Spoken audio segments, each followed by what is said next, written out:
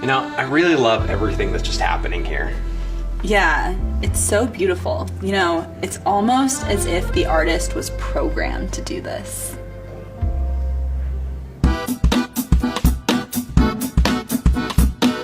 Hey Jeremy, what are you doing? Oh, I'm just making some intricate patterns using my spirograph. You ever seen one before? I have, but not for a long time. Well, did you know the spirograph actually has a pretty interesting history? Some of the earliest date back to almost 200 years ago. Actually was used by bankers to prevent banknote fraud. Whoa. Interesting enough. But it's been used by engineers and mathematicians for decades, but didn't become popular as a toy until the late 60s when Dennis Fisher, a British engineer, introduced it to the toy market in the UK, and then it was later brought to the US. It's all history from there. So it's pretty cool, but like we like to do here at Sphero is we take these classic toys and we put a Sphero spin on it. So this week for Thursday Learn Day, we're talking about the Spherograph. This activity is pretty simple. So all you need is something for your robot to draw with. If you have a Bolt or a Spark Plus, you can use paint. And today, all we're using is a cup, a rubber band, and some markers.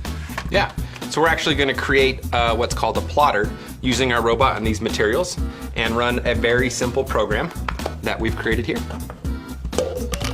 So why don't we take a look at our program and run it to see what it creates.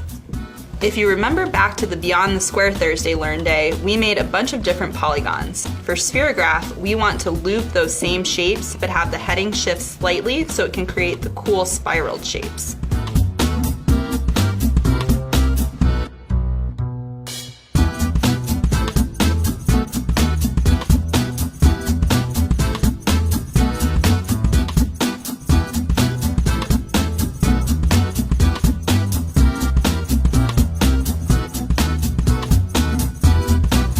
So pretty cool, right?